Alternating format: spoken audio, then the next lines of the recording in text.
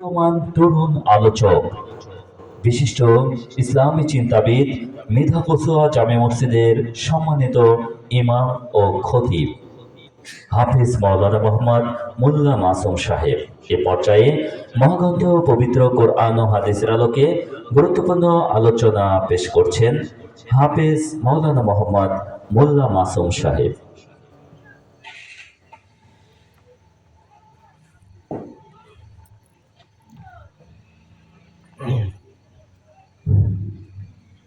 السلام عليكم ورحمة الله وبركاته.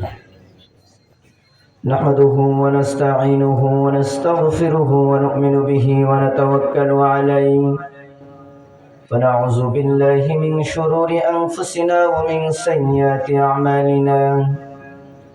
من يهده الله فلا مضل له ومن يضلله فلا هادي له. ونشهد أن لا إله إلا الله وحده لا شريك له. ونشهد أن سيدنا وحبيبنا ومولانا محمدا عبده ورسوله الذي أرسله بالحق بشيرا ونذيرا وداعيا إلى الله بإذنه وسراجا منيرا. فقد قال الله تعالى في كلامه المجيد وفرقانه الحميد.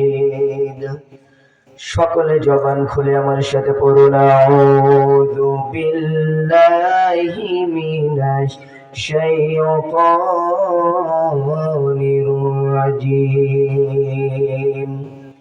বিসমিল্লাহির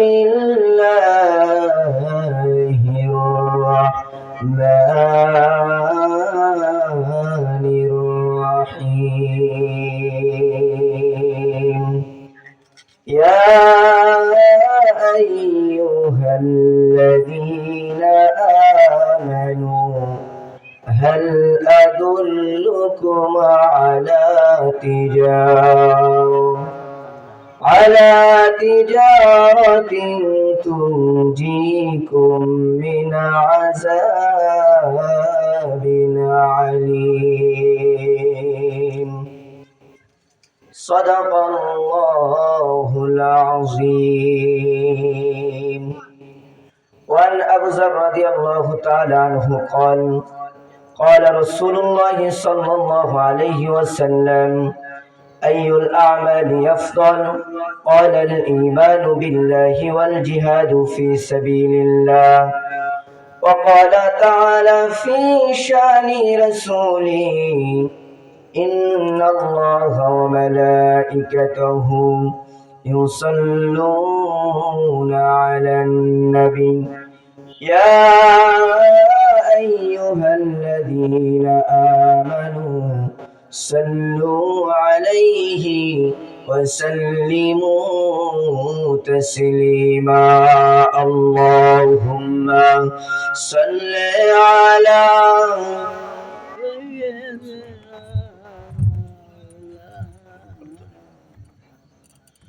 وعلى آل سيدنا مولانا محمد. اللهم صل على سيدنا مولانا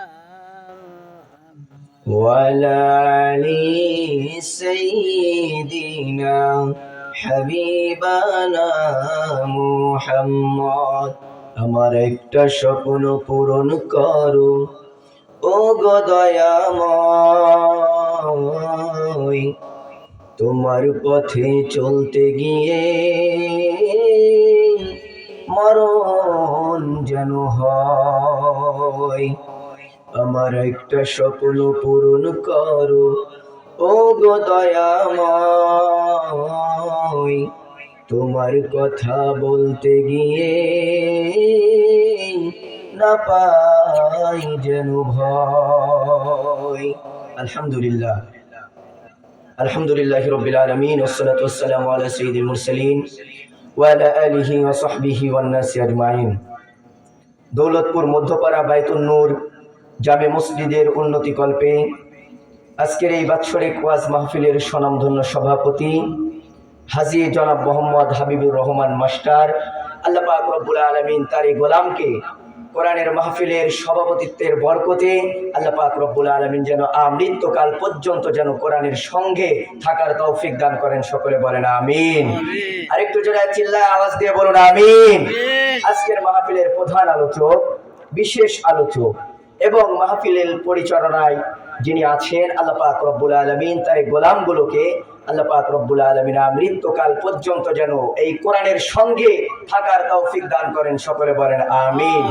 সম্মানিত সুধী, আলোচনায় যাবার পূর্বে আমি আপনাদের কাছে জানতে চাই আপনারা সবাই কেমন আছেন? আলহামদুলিল্লাহ, আল্লাহ পাক রব্বুল আলামিন আমাকেও ভালো রেখেছেন। সেই মহান রবের দরবারে আমরা আবারও শুকরিয়া আদায় করি যে মহান রব আমাদেরকে এই পৃথিবীর প্রতিকূল পরিবেশের মধ্য দিয়েও আল্লাহ পাক রব্বুল আলামিনের এই জান্নাতি বাগানে আমাদেরকে এসে একত্রিত হয়ে বসার মতন তৌফিক দান করলেন। খুশি হয়ে সে মহান মনিবের দরবারে আবার শুকরিয়া আদায় করি। সকলে বলি আলহামদুলিল্লাহ। সম্মানিত সুধী, আপনারা সকলে অবগত আছেন আল্লাহ পাক রব্বুল আলামিন আমাদেরকে একটি আসমানি ঐশী বাণী দিয়েছেন। একটু জোরে আওয়াজ দিয়ে বলুন সে বাণীটির নাম কি? একটু জোরে আওয়াজ দিয়ে বলতে হবে মুসলমান, সে বাণীটির নাম কি? আজকে সেই কোরআন থেকেই কথা হবে। আল্লাহ পাক রব্বুল আলামিন আমাদেরকে কিছু কথা বলার এবং শোনার তৌফিক দান করুন। সকলে বলেন আমিন। আজকে আমি আপনাদের সামনে ইসলামের একটি গুরুত্বপূর্ণ অধ্যায় যাকে বলা হয় জিহাদ, জিহাদ নিয়ে আপনাদের সামনে আমি কিছু কথা বলতে চাই। আল্লাহ পাক রব্বুল আলামিন আমাদেরকে বলার এবং শোনার তৌফিক দান করেন। সকলে বলেন আমিন। সম্মানিত প্রিয় মুসল্লিগণ, আল্লাহ পাক রব্বুল আলামিন পবিত্র কালামুল্লাহ শরীফে বান্দা বান্দি যাতে করে জাহান্নামে চলে না যায়, এ বান্দা বান্দি যাতে করে জান্নাতের ঠিকানায় পৌঁছে যায়, এজন্য আল্লাহ পাক রব্বুল আলামিন এ বান্দা বান্দির জন্য একটি পথ দিয়েছেন। সেই পথটির নাম হলো জিহাদ। আল্লাহ সুবহানাহু ওয়া তাআলা বলেন, ইয়া আইয়ুহাল্লাযীনা আমানু হাল আদুল্লুকুম আলা তিজারাতিন তুনজিকুম মিন আযাবিন আলীম। একটু জোরে আওয়াজ দিয়ে বলুন আল্লাহু আকবার। আল্লাহ পাক রব্বুল আলামিন বলেন, ওহে তোমরা যারা ঈমান এনেছো, আমি কি তোমাদেরকে এমন একটি ব্যবসার কথা বলবো না যে ব্যবসা তোমাদেরকে কঠিন যন্ত্রণাদায়ক আযাব থেকে বাঁচাবে? বলেন তো দেখি, আমরা আল্লাহ পাক রব্বুল আলামিনের আযাব থেকে বাঁচতে চাই কি চাই না? আরো জোরে আওয়াজ দিয়ে বলেন, আমরা আল্লাহ পাক রব্বুল আলামিনের ওই কঠিন আযাব থেকে বাঁচতে চাই কি চাই না? আল্লাহ পাক রব্বুল আলামিন বলেন, বান্দারে আমার ওই কঠিন আযাব থেকে যদি বাঁচতে চাও, তোমাদেরকে আমি থিওরি দিয়ে দিলাম। একটি বিষয় যদি তোমরা ফলো করো, এক নম্বরে আমি আল্লাহ পাক রব্বুল আলামিন তোমাদেরকে আমার কঠিন আযাব থেকে আমি বাঁচাবো। দ্বিতীয় নম্বরে আমি তোমাদেরকে আমার জান্নাতের ফয়সালা করে দেব। জোরে চিল্লায়া বলুন আল্লাহু আকবার। আল্লাহ পাক রব্বুল আলামিন বলেন, তুমিনুনা বিল্লাহি ওয়া রাসূলিহি وتجاهدون في سبيل الله بأموالكم وأنفسكم ذلكم خير لكم إن كنتم تعلمون। জোরে চিল্লায় বলুন আল্লাহু আকবার। আরো জোরে আওয়াজ দিয়ে বলুন আল্লাহু আকবার। আল্লাহ পাক রব্বুল আলামিন বলেন, তোমরা যদি আমার ওই কঠিন যন্ত্রণাদায়ক আযাব থেকে যদি বাঁচতে চাও, এক নম্বরে তোমাদের দায়িত্ব হলো তুমিনুনা বিল্লাহ, তোমরা ঈমান আনবা কার উপরে? আরো জোরে আওয়াজ দিয়ে বলেন কার উপরে? আল্লাহ পাক রব্বুল আলামিন বললেন, তোমরা যদি আমার কঠিন আযাব থেকে যদি বাঁচতে চাও, এক নম্বরে আমার উপর ঈমান আনতে হবে। দ্বিতীয় নম্বরে আল্লাহ পাক রব্বুল আলামিন বলেন আমার রাসূলের উপরে ঈমান আনতে হবে। শুধুমাত্র আমি আল্লাহ পাক রব্বুল আলামিনকে গ্রহণ করে নিলে আর আমার রাসূলকে যদি গ্রহণ না করো, তাহলে তুমি যতই নামাজি হও, যতই রোজাদার বান্দা হও, আমার রাসূলকে অনুসরণ না করার কারণে তোমার ঠিকানাও কিন্তু ওই জাহান্নাম হয়ে যাবে। একটু চিল্লায় বলেন, আমরা কি কেউ জাহান্নামে যেতে চাই? আরো জোরে আওয়াজ দিয়ে বলতে হবে, মুসলমান আমরা কি কেউ জাহান্নামে যেতে চাই? যদি জাহান্নামে যেতে না চাই, আল্লাহ পাক রব্বুল আলামিন থিওরি দিয়ে দিলেন। এক নম্বরে আমাদের রবের উপরে তুমিনুনা বিল্লাহ, আল্লাহর উপরে আমাদের ঈমান আনতে হবে। দ্বিতীয় নম্বরে রাসূলিহি, আল্লাহর নবীর উপরে আমাদের ঈমান আনতে হবে। তৃতীয় নম্বরে আল্লাহ পাক রব্বুল আলামিন থিওরি দিয়ে দিলেন। আল্লাহ পাক রব্বুল আলামিন বললেন, ঈমান আনো আমার উপরে, আমার রাসূলের উপরে ঈমান আনার পরে তোমাদের দায়িত্ব আমি আল্লাহ পাক রব্বুল আলামিন দিয়ে দিলাম। তোমাদেরকে আমি আল্লাহ পাক রব্বুল আলামিন যে জান দিয়েছি আর মাল দিয়েছি, এই জান আর মাল দিয়ে আমি আল্লাহর পথে তোমরা সংগ্রাম করবে। জোরে বলুন আল্লাহু আকবার। আরো জোরে আওয়াজ দিয়ে বলুন আল্লাহু আকবার। সংগ্রাম করতে হবে কার পথে? চিৎকার মেরে বলুন, লড়াই করতে হবে কার পথে? আল্লাহর পথে লড়াই করতে হবে। আল্লাহ পাক রব্বুল আলামিন বলেন, আমার পথে যারা লড়াই করতে করতে যারা মারা যায়, এদেরকে তোমরা মৃত বলো না, এদেরকে আমি আল্লাহ পাক রব্বুল আলামিন শহীদের মর্যাদা দিয়ে দেই। জোরে বলেন সুবহানাল্লাহ। আল্লাহ পাক রব্বুল আলামিন বলেন, ওয়াল্লাযীনা জাহাদু ফীনা লানাহদিয়ান্নাহুম সুবুলানা ইন্নাল্লাহা লামাআল মুহসিনিন। চিৎকার মেরে বলুন আল্লাহু আকবার। সূরা আনকাবুতের 69 নম্বর আয়াত আল্লাহ পাক রব্বুল আলামিন বলেন, আর যারা আমি আল্লাহ পাক রব্বুল আলামিনের পথে চেষ্টা চালাই, আমি আল্লাহ পাক রব্বুল আলামিনের পথে, তার মানে ইসলামের পথে যারা সর্বাত্মক চেষ্টা চালায়, তাদেরকে আমি আল্লাহ পাক রব্বুল আলামিন অবশ্যই সৎ পথে পরিচালিত করব। ঘোষণাকার। আরো যারা আওয়াজ দিয়ে বলেন ঘোষণাকার। সৎ পথে পরিচালিত হতে গেলে পৃথিবীতে যত মতাদর্শ রয়েছে সমস্ত কিছুকে পিছনে লাথি মেরে আল্লাহ পাক রব্বুল আলামিনের ইসলামের কাছে যদি আসতে পারি, আল্লাহ পাক রব্বুল আলামিন বলেন, তাহলে তোমার জীবনের সমস্ত আমলগুলো আমি আল্লাহ পাক রব্বুল আলামিন আমার দরবারে কবুল করে নেব। জোরে বলেন সুবহানাল্লাহ। আর পৃথিবীতে আল্লাহ পাক রব্বুল আলামিন যাদের আমলগুলো কবুল করে নেয়, মহান মালিক জানিয়েছেন, আমি তাদেরকে এমনি মৃত্যু দেই না, আমি তাদেরকে শাহাদাতের মৃত্যু দিয়ে ধন্য করে। জোরে বলেন সুবহানাল্লাহ। বলেন তো দেখি, শহীদি মৃত্যুর দরজা কি এখনো কি বন্ধ হয়ে গেছে? কথা বলেন না কেন বন্ধ হয়েছে? কিয়ামত পর্যন্ত শহীদি মৃত্যুর দরজা একদল মানুষেরা পাবে। কিন্তু আমাদের সমাজে একদল মানুষ আছে যারা আল্লাহর কোরআনের পথে, আল্লাহর কোরআনের জন্য যারা জীবন দেয়, এই মানুষদেরকেও এরা কটূক্তি করে। কথা বলেন, কথা ঠিক কিনা? অথচ এরাও জানে যে পৃথিবীতে এদের থেকে ভালো মানুষ আর ছিল না। সম্মানিত প্রিয় হাজিরিন, আল্লাহ পাক রব্বুল আলামিন বলেন, আমার পথে যারা মারা যায়, এদেরকে তোমরা সাধারণ মৃত্যু বলো না, এদেরকে আমি আল্লাহ পাক রব্বুল আলামিন শহীদি মৃত্যু দিয়ে ধন্য করে দেই। জোরে বলেন সুবহানাল্লাহ। আল্লাহ পাক রব্বুল আলামিন বলেন, ওয়ালা তাকুলু লিমান ইউকতালু ফি সাবিলিল্লাহি আমওয়াত বাল আহইয়াউন ওয়ালাকিন লা তাশউরুন। জোরে আওয়াজ দিয়ে বলুন আল্লাহু আকবার। সূরা বাকারা 2 নম্বর পারা 2 নম্বর পৃষ্ঠা 12 নম্বর লাইন 19 নম্বর রুকু 154 নম্বর আয়াত। এটা তাফসীর ইবনে কাসির থেকে বলছে, আল্লাহ পাক রব্বুল আলামিন বলেন, যারা আমার পথে শহীদ হয়, যারা আমার পথে মারা যায়, এদেরকে তোমরা মৃত বলো না, এরা হলো আসলে জীবিত, কিন্তু তাদের জীবন সম্পর্কে তোমরা ধারণা করতে পারো না। আল্লাহ পাক রব্বুল আলামিন আয়াতে বলেছেন, আমার পথে যারা মারা যায় তাদেরকে তোমরা মৃত বলো না, এরা হলো জীবিত, কিন্তু তোমরা তাদের জীবন সম্পর্কে তোমরা ধারণা করতে পারো না।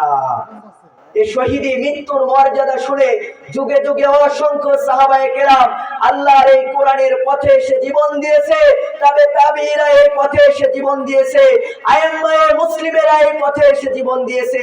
আজকের এই দিন পর্যন্ত অসংখ্য মানুষ এই ইসলামকে টিকিয়ে রাখার জন্য আল্লাহর জমিনে জীবন দিয়ে যাচ্ছে। কথা বলেন, কথা ঠিক কিনা?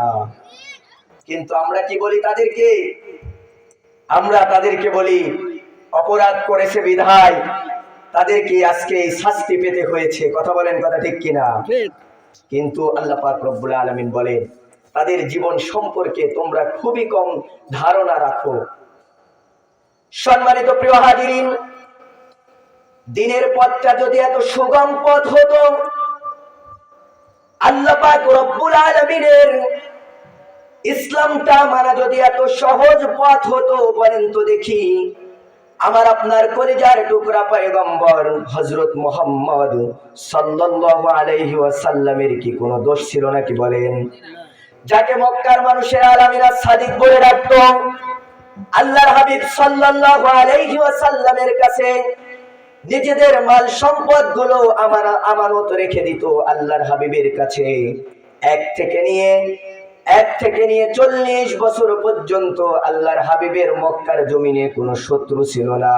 কিন্তু আল্লাহ পাক রব্বুল আলামিন যখন আসমান থেকে বাল হুয়া কুরআনুম মাজিদুন ফি লাউহি মাহফুজ, আল্লাহ পাক রব্বুল আলামিন যখন আসমান থেকে যখন লাউহে মাহফুজ থেকে যখন আসমানি ঐশীবাণী কোরআন নাজিল করলেন, মক্কার জমিনে আল্লাহর হাবিবের শত্রু হয়ে গেল। এক নয়, দুই নয়, আল্লাহর হাবিবকে হত্যা করার জন্য, ডাইরেক্ট হত্যা করার জন্য 82 বার টার্গেট করেছিল মক্কার ইহুদি, খ্রিস্টান আর মুনাফিকের বাচ্চারা। আল্লাহর নবীর চরিত্রের কোনো চেঞ্জ হয়েছিল না। নবুয়তের আগে যে চরিত্র ছিল, নবুয়তের পরেও একই চরিত্রের নবী ছিলেন। শুধুমাত্র কোরআন দিয়ে দাওয়াত দেওয়ার কারণে আল্লাহর হাবিবের শত্রু তৈরি হলো মক্কার জমিনে। আল্লাহর হাবিবকে ডাইরেক্ট হত্যা করার ষড়যন্ত্র করলো মক্কার কাফের বেঈমানেরা। অসংখ্য সাহাবায়ে কেরামকে শহীদ করে দেওয়া হলো। হযরত আম্মার রাদিয়াল্লাহু তাআলা আনহু থেকে একটি হাদিস এসেছে, তিনি বলেন, আমি আল্লাহর নবী সাল্লাল্লাহু আলাইহি ওয়াসাল্লামের কাছে গিয়ে বললাম, ওগো আল্লাহর নবী, ও আল্লাহর নবী, আমি গিয়ে দেখলাম আল্লাহর নবীজি সাল্লাল্লাহু আলাইহি ওয়াসাল্লাম মক্কাতে কাবা শরীফের পাশে শুয়ে আছে। হযরত খাব্বাব রাদিয়াল্লাহু তাআলা আনহু হাদিসটি বর্ণনা করেন। হযরত খাব্বাব রাদিয়াল্লাহু তাআলা আনহু বলেন, আমি দেখতে পেলাম আল্লাহর হাবিব সাল্লাল্লাহু আলাইহি ওয়াসাল্লাম কাবা শরীফের পাশে শুয়ে আছে। আমি আল্লাহর নবীকে ডাক দিয়ে বললাম, ওগো আল্লাহর নবী, ও আল্লাহর প্রিয় বান্দা, আমরা তো কাফেরদের অত্যাচারে জর্জরিত হয়ে গেলাম। আপনি কি আল্লাহ পাক রব্বুল আলামিনের কাছে কি একটু দোয়া করবেন না? আল্লাহ পাক রব্বুল আলামিন আমাদেরকে যেন এই কাফেরদের জনপদ থেকে যেন রক্ষা করে। খাব্বাব রাদিয়াল্লাহু তাআলা আনহু বলেন, আমি যখন আল্লাহর হাবিবকে যখন আরজি করলাম, আমি দেখতে পেলাম আল্লাহর হাবিব সাল্লাল্লাহু আলাইহি ওয়াসাল্লাম জনাবে মুহাম্মাদুর রাসূলুল্লাহ সাল্লাল্লাহু আলাইহি ওয়াসাল্লামের চেহারা রক্তিম বর্ণ ধারণ করেছে। আল্লাহর হাবিব ডাক দিয়ে বললেন, ওগো খাব্বাব, এখনো তো সময় আসেনি। তুমি কি পরনি তোমার পূর্বে যারা ঈমান এনেছিল তাদেরকে অগ্নিকুণ্ডে ফেলা হয়েছে এই আল্লাহ পাক রব্বুল আলামিনের পথে থাকার জন্য, এক আল্লাহকে স্বীকার করার জন্য অসংখ্য মানুষকে দুনিয়া ছেড়ে বিদায় করে দেওয়া হয়েছে। ওগো খাব্বাব, তুমি বড্ড তাড়াহুড়া করছো। এমন একটি সময় আসবে, সানা থেকে নিয়ে হাজরা মাউত পর্যন্ত একটা সুন্দরী রমণী একা একা হেঁটে যাবে, কোনো অত্যাচার নির্যাতন হবে না, এমনকি মানুষের কোনো ভয় থাকবে না। লা ইয়াখাফু ইল্লাল্লাহ, আল্লাহর ভয় বাদে আর পৃথিবীর কোনো মানুষের ভয় থাকবে না। জোরে বলেন সুবহানাল্লাহ। সেই অসংখ্য সাহাবায়ে কেরামকে পথে শহীদ করা হয়েছে, অসংখ্য পয়গম্বরকে জবাই করা হয়েছে শুধুমাত্র একমাত্র আল্লাহর কোরআন মানার কারণে। কথা বলেন, কথা ঠিক কিনা? আমরা যে ইমামের অনুসরণ করে আমরা নামাজ আদায় করি, ইমাম আবু হানিফা রহমতুল্লাহি আলাইহি মারা গেছেন জেলখানায়। কোথায় মারা গেছে? কথা বলেন না কেন? কোথায় মারা গেছে? সম্মানিত প্রিয় হাজিরিন, ইমাম আবু হানিফা রহমতুল্লাহি আলাইহিকে ধরা হলো। ইমাম আবু হানিফা রহমতুল্লাহি আলাইহিকে ধরে অন্ধকার কারাগারে বন্দী করা হলো। বন্দী করে বলা হলো, ওগো ইমাম আবু হানিফা, বাদশা মনসুরের প্রস্তাব তুমি মেনে নাও। ইমাম আবু হানিফা রহমতুল্লাহি আলাইহি ডাক দিয়ে বললেন যে আল্লাহ পাক রব্বুল আলামিনের কাছে আমার মাথা নত করেছি, এই মাথা পৃথিবীর কারো কাছে আমি নত করব না। জোরে বলেন আল্লাহু আকবার। শেষ পর্যন্ত কাফের বেঈমানেরা মনে করলো এই ইমামকে তো এভাবে টলানো যাবে না, দ্বীনের পথ থেকে যদি টলাতে হয়, ইসলামের পথ থেকে যদি তাকে সরাতে হয়, তাহলে তার নরম জায়গায় আঘাত করতে হবে। শেষ পর্যন্ত ইমাম আবু হানিফা রহমতুল্লাহি আলাইহিকে ধরে তার মাকে ধরে আনা হলো। ইমাম আবু হানিফা রহমতুল্লাহি আলাইহির বৃদ্ধা মাকে ধরে আনা হলো। মাকে ধরে আনার পরে মায়ের সামনে প্রতিদিন চাবুক দিয়ে আঘাত করা হলো, বারবার আঘাত করা হয় ইমাম আবু হানিফা রহমতুল্লাহি আলাইহিকে। বৃদ্ধা মায়ের দৃশ্য দেখে চোখ দিয়ে চোখের কোনা বেয়ে বেয়ে পানিগুলো পড়তে থাকে। এক সময় ইমাম আবু হানিফা রহমতুল্লাহি আলাইহি মাকে ডাক দিয়ে বললেন, ও আমার মা, ও আমার পরম কলিজার টুকরা মা, আমাকে যখন অত্যাচার নির্যাতন করা হয়, আপনি কেন দেখেছি আপনার চোখ দিয়ে কোনা বেয়ে বেয়ে আপনার পানিগুলো পড়ে, আপনি কেন কাঁদতে থাকেন? ইমাম আবু হানিফা রহমতুল্লাহি আলাইহির মা ডাক দিয়ে বলে, সন্তান রে, আমি চাই না যে তুই ঈমানের পরীক্ষায় ফেল মেরে যাবি, আমি চাই তুই ঈমানের পরীক্ষায় পাশ করবি। আমি চাই আমি শহীদের মা হয়ে যাব, তুই আল্লাহর জমিনে আল্লাহর দ্বীন কায়েমের জন্য শহীদ হয়ে যাবি, আর কিয়ামতের দিন আমি শহীদের মা বলে আমি গর্বিত হব। জোরে বলেন সুবহানাল্লাহ। শেষ পর্যন্ত যুগের সব থেকে বড় আলেম ইমাম আবু হানিফা রহমতুল্লাহি আলাইহিকে ধরে জেলখানার ভেতরে, শরীরের ভেতরে বিষ প্রয়োগ করে তাকে হত্যা করা হলো। এরকম করে অসংখ্য তাবেঈনদেরকে শহীদ করা হয়েছে। শুধু সেই সময়ের ঘটনা নয়, একবিংশ শতাব্দীর আজকের এই যুগেও আমরা দেখেছি 2016 সালের ঘটনা। 2016 সালের একটি ঘটনা, যে ঘটনা পড়তে গিয়ে, যে ঘটনা শুনতে গিয়ে চোখ দিয়ে এমনি পানি বের হয়ে যায়। উপমহাদেশের একজন শ্রেষ্ঠ আলেম, তাকে বন্দী করা হলো, তাকে আটক করা হলো, গ্রেফতার করা হলো, তার ফাঁসির রায় দিয়ে দেওয়া হলো। বলা হলো আজকের দিনে তোমার ফাঁসি হবে। তার পরিবার থেকে যখন খবর, তার পরিবারে যখন খবর পৌঁছানো হয়েছে, তার পরিবার থেকে আত্মীয় স্বজন সবাই তার সঙ্গে দেখা করার জন্য গিয়েছে। আমার ভাইয়েরা, আপনি এখন বুঝবেন, আপনি অসুস্থ অবস্থায় আছেন, এই অবস্থায় আপনি মারা গেলেন, এটা কেমন ব্যাপার? আর আপনাকে বলা হলো 1 ঘন্টা পরে আপনাকে হত্যা করা হবে, 1 ঘন্টা পরে আপনাকে ফাঁসির রশিতে ঝুলানো হবে। এই দুইটা মৃত্যুর ভেতরে আকাশ আর পাতাল ব্যবধান। কথা বলেন, কথা ঠিক কিনা? আরো যারা আওয়াজ দিয়ে বলেন কথা ঠিক কিনা? আকাশ আর পাতাল ব্যবধান, আকাশ আর পাতাল ব্যবধান।